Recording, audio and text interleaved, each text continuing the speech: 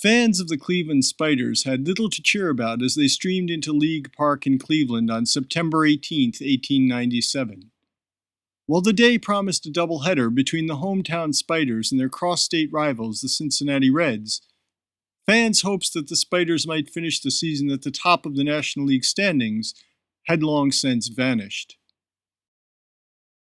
At the start of the first game that Saturday, the Spiders languished in 5th place, 7 games behind the 4th-place Reds, and a staggering 24.5 games behind the league-leading Baltimore Orioles.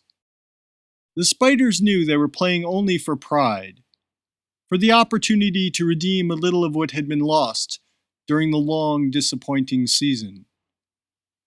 On that particular day, they had to have figured that their chances for redemption were pretty good, at least in the first game, when they would have their ace, Cy Young, on the mound.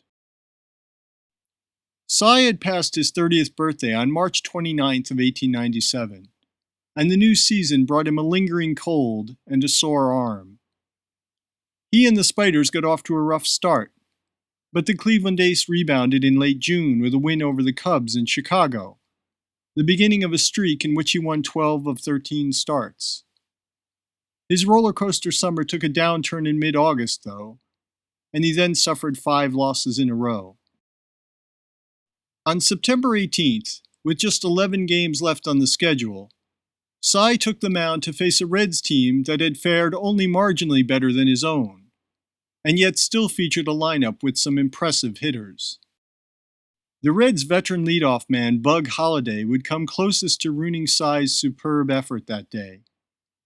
Although he was essentially a part-time utility player by 1897, Holliday was still a spark for a Reds team that also included future Hall of Famers Jake Beckley and Bid McPhee, and the remarkable William Ellsworth Hoy, Dummy Hoy, the Reds' center fielder. Although he was unable to hear, Hoy had become a durable, reliable major leaguer, and one of the most beloved players of his day. He had overcome the limitations of his disability by spreading the use of American Sign Language, which his fellow players and coaches used to communicate the count of balls and strikes. And although he couldn't hear the roar of fans cheering him on, the Cincinnati faithful soon learned to signal their approval from the stands, to his great delight. Joining Cy Young on the Cleveland side of the ledger were 2 teammates who would eventually join him in the Baseball Hall of Fame as well. The Spiders' star left fielder Jesse Burkett was one of the best hitters in baseball.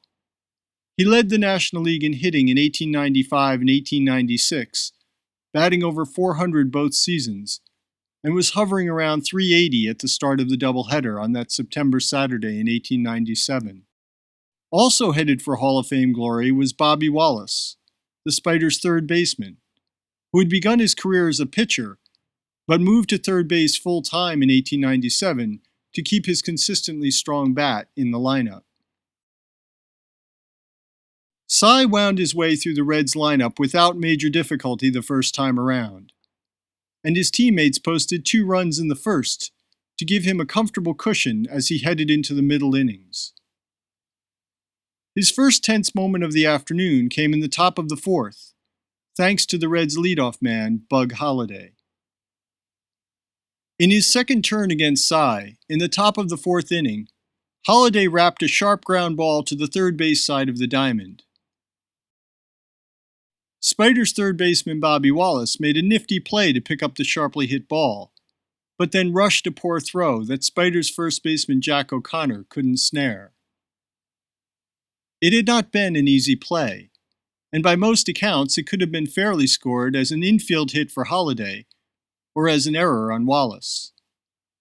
But although none of the players could have known it at the time, that single ground ball was the first in a series of events on that September Saturday that would build to a lasting controversy for future generations of baseball fans and historians. Ignoring the momentary excitement of Holliday's infield smash and Wallace's misadventure at third, Cy focused on the task at hand and got out of the 4th inning. And as the game progressed, he continued to set the Reds down one after another.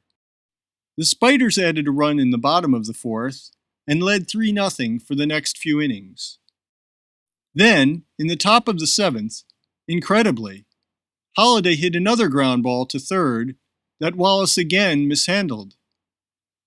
This time the ball was hit slowly, and as the Spiders' third baseman later recalled, the ball came straight at me, but in some way got through me.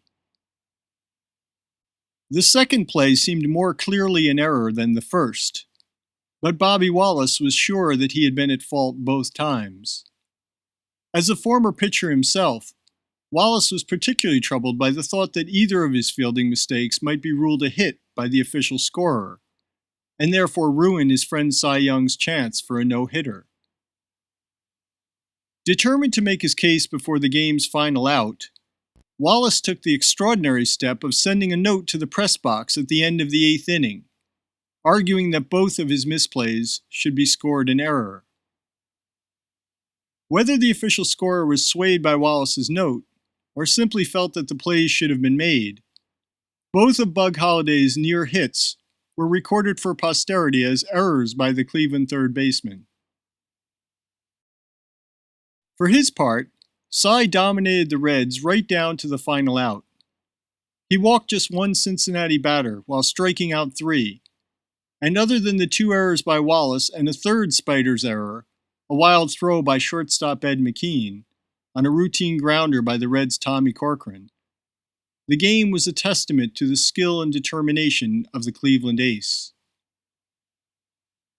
He was clearly at his best that day, and he threw a game that would stand out as a highlight of his career and as a milestone in the early history of baseball. Cy's own take on his performance that day, and the controversy surrounding it, was simple. He always considered the game a terrific one-hitter, rather than the no-hitter that is officially recorded in baseball's record book. Looking back on his achievement years later, he recalled his appreciation for the extraordinary effort that Bobby Wallace made on his behalf. "I have never forgotten the little fellow for that."